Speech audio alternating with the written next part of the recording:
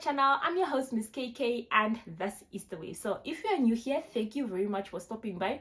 We really appreciate having you on board, so please consider subscribing. And if you're already a returning subscriber, an awesome appreciation. So today I'm bringing a very exciting video that I said I would do, and that is answering the question as to whether we will grow the Omahangu field again next year. So I did post a question on my Instagram not so long ago, and I asked you, if you were to get married to an Oshiwambo man, would you consider actually growing a Omahangu field? And I also asked, then following on that, how much do you think it actually costs to grow a Omahangu field successfully? And I got quite a lot of mixed responses. Some people are saying they really love doing it, they like upholding culture, they would definitely do it. Some people are saying yes, they're doing it because of food security, you could buy it, but you could also consider growing your own food. Some people are saying it's really just not worth it, it costs a lot of money, it's hard labor, and therefore they're not even gonna bother. So I just want to answer the question as to whether we will do it again, because we did it for the first time this year.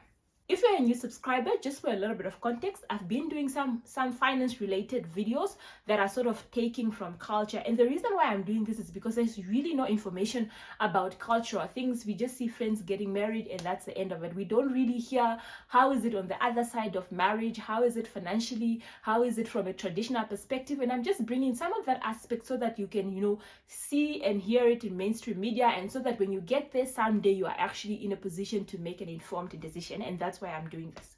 So I did a series on wedding series. When I was getting married, I basically went through engagement, bridal showers. I spoke about the actual wedding. I also spoke about honeymoon. So if you haven't done so, please check out our wedding finance series. You'll be able to find those related video. Then we had our Italapata this year, and I did another video of how much it actually costs to do Italapata and what's the process to do it, because it's one of the big event in an Oshiwambo traditional culture. Maybe it's called something else in other African cultures, because in as much as we call these things different, because of the fact that we are all Africans, we somehow have so many similarity. So it might not be called that in your culture, but you might have to find what the equivalent of that in your culture. I did the process around that and the finance consideration. Now that that's out of the way, I actually want to do a few more about establishing a household, how much that does it actually cost to get your house up and running. Because you must remember that when you get married, you are actually essentially running 2 households, if not 3. So if you and your husband are living in one town, you're going to have the house in town here, and you're going to have your room or your home back in the village. So you need to be able to manage the finances between here and there. And also, obviously, in our Oshiwambo culture, because you don't really move with a lot of things, you are actually essentially starting over. But that's a video for another day. So today I just want to really touch on the Omahangu field and the process around that, and how much it actually cost us to do that Omahangu field, and whether we're actually gonna do it next year. So last year we didn't grow the Omahangu field because we just got married at the end of 2020. So in 2021, I was just so tired, and we literally didn't have the time, because we got married in December and plowing season starts in December, and I wasn't about to get stressed of trying to manage a field already by then. So in 2021 we took the rest we needed, and then in 2022 we decided we are going to go for it. We actually enjoyed the process, we learned quite a lot, and we are looking forward again to doing something similar next year. So if you are growing a Omahangu field, you're either growing in your own land, or you got the land from your parents-in-law. So to start off with, you would get a portion from your parents-in-law or from your family, and then as you actually get established, you start accumulating wealth, you can then get the ability to go buy your land elsewhere, and then you can do whatever you please with that land. So this year when we plowed on our parents-in-law's land. So the process really just starts from, if you are starting from a well-established land already, meaning you don't have to clear fence, etc., which is what we didn't have to do, because that is actually a bit of a more capital intensive task, so that might cost a lot. So for the purposes of this video, I am excluding that. Assuming there is a piece of land that is ready for you to plow, there obviously is going to be plowing costs. So the plowing services would depend on the area that you are or plowing in.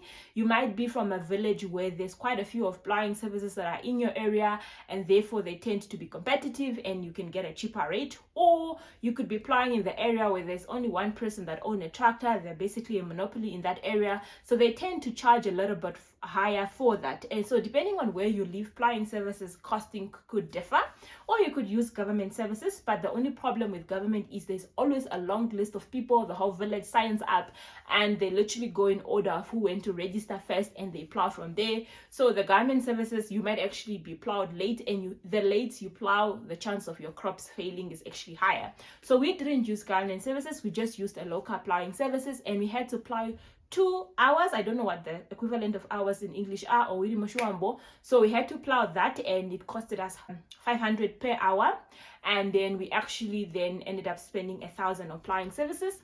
Then we had a lady come re-sow, because the first sowing didn't germinate fully, because it didn't rain immediately after we plowed, and therefore please excuse my English because some of the words I really just don't know. And then she had to come and re-sow the field, and we paid her 400 to do this.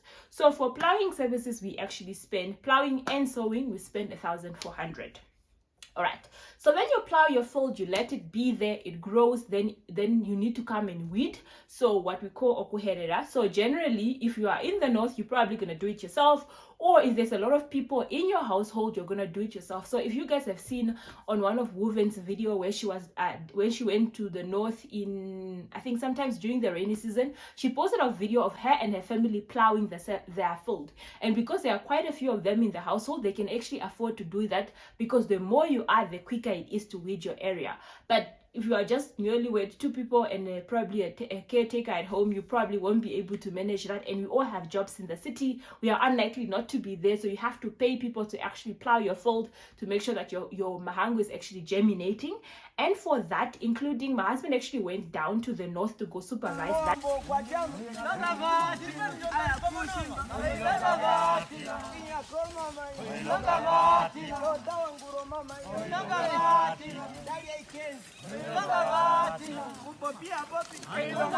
Because you need to take people there, you need to cater for their food. And so we took the transport that he went with to the north and back, the transport to take the people from the village to the field where they needed to plow, the payment that he gave them, and the food that they actually spent to be able to carry that, and that came to 2.9. So then you plow your field, then you weed, and you wait for your mahangu to mature. And eventually you need to you cut off the head of the millet so that you can actually go thresh the mahangu to now get the last step of the process, where you take the mahangu and then you can store it in your whatever your barn you're going to put it. So again, obviously we went there to do all of that, and even if we were there, we wouldn't have the energy. Like personally, in my whole life, I don't because my job was the girl okutumbija kuza maps akuya. So personally, I wouldn't even know where to start, except if I'm using a scissor, but a knife I'll probably cut myself. So he again went up north to go supervise that. I really wanted to go for the threshing process, because that's where the woman is normally involved, to take the mahangu from the place where you thresh it to your barn, and that for me would have been so nice. But I had corona in that area, so I couldn't go, and I was so sad. But he actually eventually, after I was recovered, he had to go to the north to go supervise that process. So that process involved now us paying the people that actually had to cut off the mahangu mbatea, and then the threshing, and then the transport for him to come from Vinted to there, and the transport to go get the mahangu from where we actually grew the mahangu to where we are currently staying, because the field that we are currently growing isn't at the same place where we are currently staying, so it's quite a distance. So that process costed us around another 2,000. So if I add this together, 1.4 for plowing and sowing, 2,900 for weeding, and the food and the transport to Windhoek, to and from Windhoek, and from our village to where the field is, plus now the threshing, which is 2,000, it came down to 6,300 in the whole process. So if we're to look at now the profitability of this whole thing, we spend 6,300. If we sell this, we will only make 4,950. So we are short 1,350. So essentially we are doing this at a loss. Okay, number one.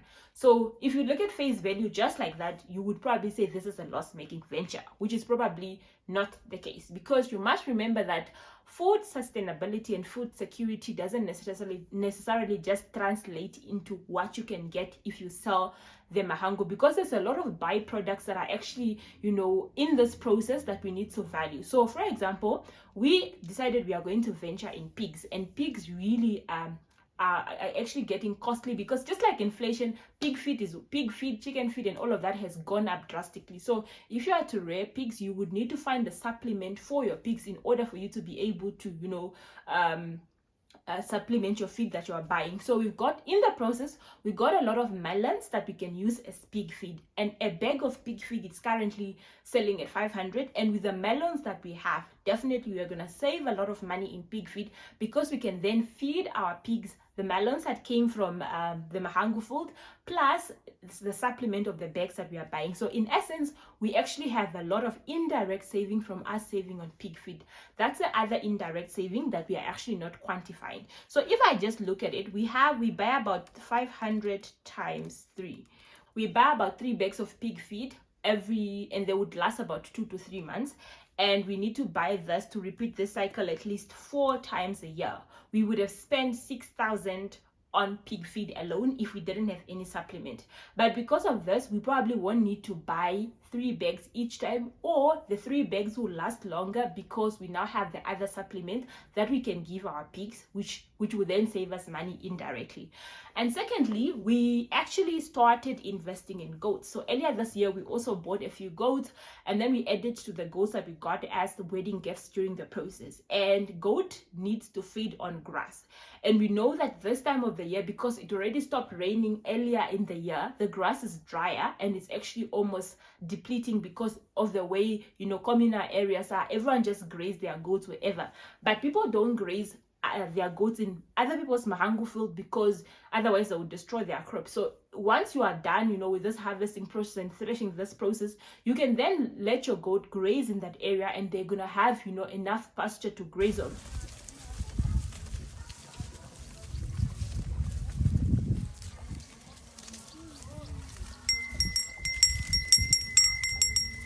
So because of that, again, we won't have to supplement our goat with feed, at least for the next 2 months. But when it comes to September, October, we probably need to give some supplement in order to make sure that we are actually, stretching the feeding, so that they can actually get to the next grazing season. That's also another benefit if you are actually farming goats that can have for you to grow a Omahangu field. And again, a bale of goat feed is also expensive, so if you look at the cost benefit analysis, it might also be worth it. And then you have chickens, and then during the whole process you can grow we actually grew beans, and the people that are actually living that are actually growing and taking care of the Omahangu place can actually feed off the green beans during the green season. There's also watermelons that they can feed on. There's also pumpkins that they can feed on. Then there's spinach that they can feed on, and there's umtete that they can feed on. So in essence, I don't think, given the quantitative amount here, I don't think this was actually a loss-making venture. If you look at the holistic benefit of us getting this much Omahangu plus the added benefit, I still think it was a worthwhile venture. But will we do it next year? Probably not. So we've decided next year we are going to grow the Omahangu field. In fact, we are going to clear a bigger portion of land for us to grow more. But next year we don't want to grow Omahangu. We want to grow maize and sunflowers. The reason being that maybe we will grow a portion for the peace and the happiness of our parents-in-law. We might grow a portion of Omahangu, but we actually want to grow maize, and we want to grow sunflower. Maize, we want to use it for pig feed because that's a main component of pig feed, and the maize stalk, we are going to use it as goat feed. And then sunflowers, we want to use it as a key input in chicken feed, because I would like to start rearing chicken from next year. It's something that I was doing with a friend earlier, but the reason why we went out of that business is because chicken feed was getting out of proportion, and chicken feed is basically just crushed maize, sunflowers, and a few other ingredients. So if I can get that, then I would definitely be in a better position to rejoin the business and to be able to lower my input cost. And obviously, because we are continuing to rear goats, rear pigs, rear chickens, we have inherent benefit of us actually continuing to be in this farm. So eventually would like to turn it into a commercial venture, but the only reason why as a Black community never actually succeed at a lot of these things is because we never sit down to track the numbers to actually see if we are making money or if we are losing money. So if we see we grow the maize and the loss from the maize is even more than the loss from the Omahangu, we might make a U-turn. We might actually grow it at a bigger scale in order for us to be able to make money out of it. Because one of the things why we would have made a loss this year is because we didn't grow at a larger scale. The portion we grew this year wasn't that big, and therefore if we could scale up, remember economies of scale, if you could scale up, you actually spread your input cost over a larger area, and in the end you are able to actually make the most of your input cost. So this is all I wanted to discuss from this video, to just tell you that, you know, if you want to determine whether it's worth it, do the math the first time you try it. If you see it's not worth it, then drop it. If you see it's actually worth it, look for better ways to improve your trade. Otherwise, look for alternative ways to grow. I personally do think agriculture is the backbone of this country. You might not actually, you know, grow Omahangu or grow maize or grow other traditional crops, but if you have the land, you can grow other cash crops that will bring you a lot of money. So until next time, this is The Wave. On this episode, we talk about topics related to personal, family, and business finances. And until next time, it is goodbye. Please don't forget to like, subscribe, and leave us a comment if this is the type of content you like to hear.